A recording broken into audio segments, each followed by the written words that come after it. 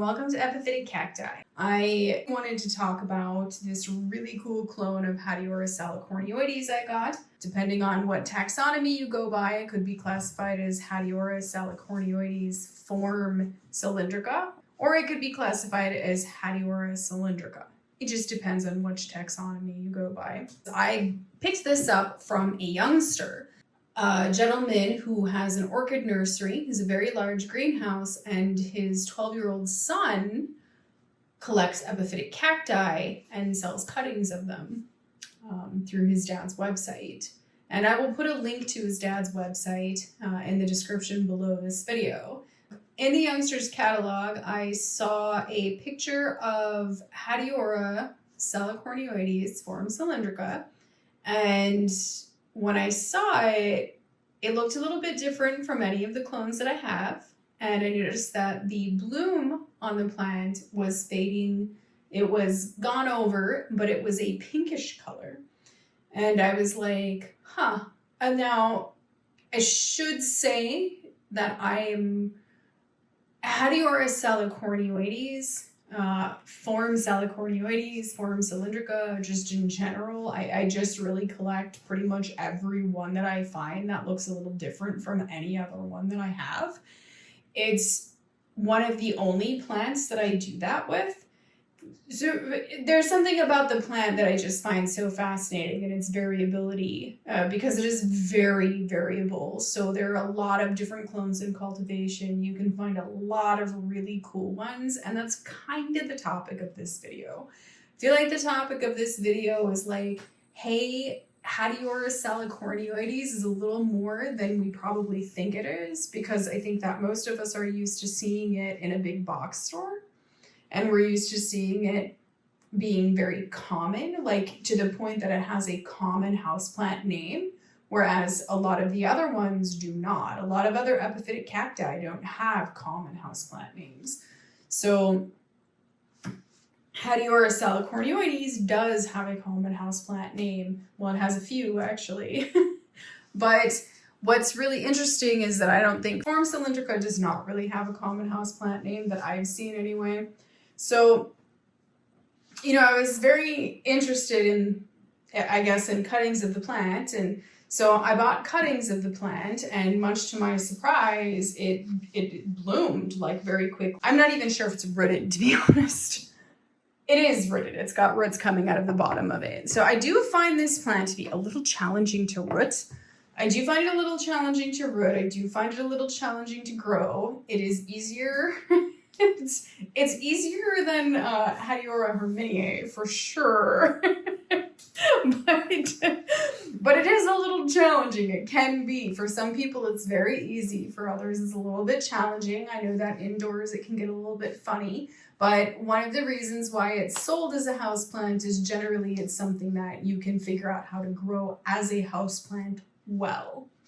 So this one, and I've seen this on some of them where they blush red like this. Sometimes they can also get kind of like red freckles on them, maybe a little bit more like this one.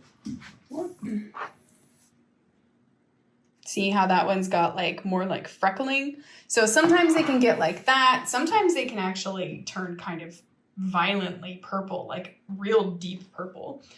This is really cool because it's growing underneath grow lights. It's quite a bit of intense light, so you can see just how much it's flushed or blushed. It's kind of like a little bit of a sunblock. And it depends, I think, on who you talk to, because a lot of people call it sun stressed. And I think that when you say sun stressed, it actually indicates that the plant is stressed out. And some plants just have a little bit more of that, and in a little bit higher light, it can get a little bit stronger. Doesn't always mean totally stressed though. Like if the plant is violently purple and looks like it's suffering, you know, then you can call it stressed. But if it's purplish and it looks really healthy and is growing really well, I'm not sure that I would call that stressed. You know, you see the same thing with Hoyas, and a lot of times that kind of thing carries into the blooms. It's not very common that you would see a plant where it's going to blush purple and have a totally white flower. This guy I just think is great. So here you can see this faded bloom being pink. And here you can see one that's really faded, is almost red, kind of a purpley color. Here you can see different blooms at various stages. You would not be able to tell in this plant by looking at the bud that there was something unusual or unique about this clone. The bud honestly looked yellow, and it wasn't until just before it opened that you can see there's a little tiny bit of red that was going on at the tip. So that was really interesting. What appears to be red. Here's another one that's going over a little bit. You can see just how pink that has gotten. There's another one that's kind of gone over. And here's one that's a little bit more in bloom.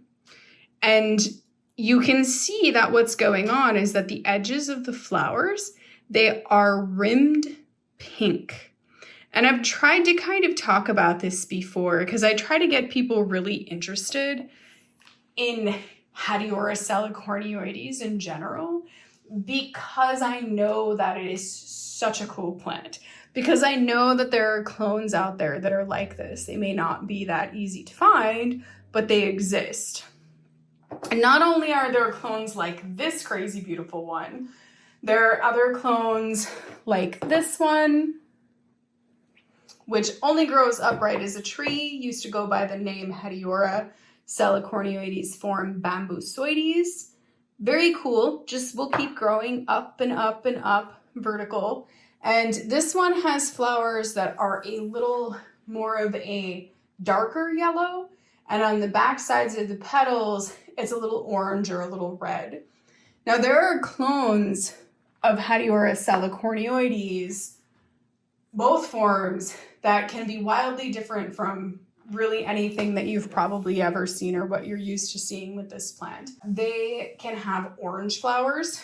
The flowers can actually get almost red. So I just kind of want to hit that note and be like, get excited. Although they are quite hard to find, but you know, the youngster has this in his collection. So I know that I've seen some other pictures kind of surface lately. There's one clone particularly which is really interesting, which I know for certain has these kinds of like pinkish rimmed flowers. That clone identifier is ISI 95-10. That I know is in the United States. I don't know that I've ever seen it commercially for sale, but maybe doing this video, someone will start commercially selling it somewhere.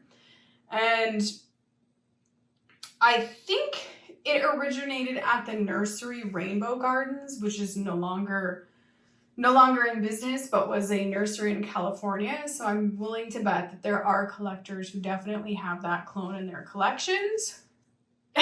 Just collect something that you see that looks different, because it's just not that often in the United States that you're going to, you know, find a species that has a clone ID that comes with it. And sometimes, I mean, look at that. That is just crazy. That is so crazy. Truly, it was so exciting and beautiful. I was like, oh my goodness, I somehow accidentally got this. And to get it from a youngster like that collecting, I just think is the most fantastic thing. I am so excited that just to know a youngster who collects epiphytic cacti exists. So fascinating. Absolutely wonderful and gorgeous. So, yeah, I hope that you've enjoyed seeing a different Hatiora salicornioides. Thank you for watching, and happy cacti growing.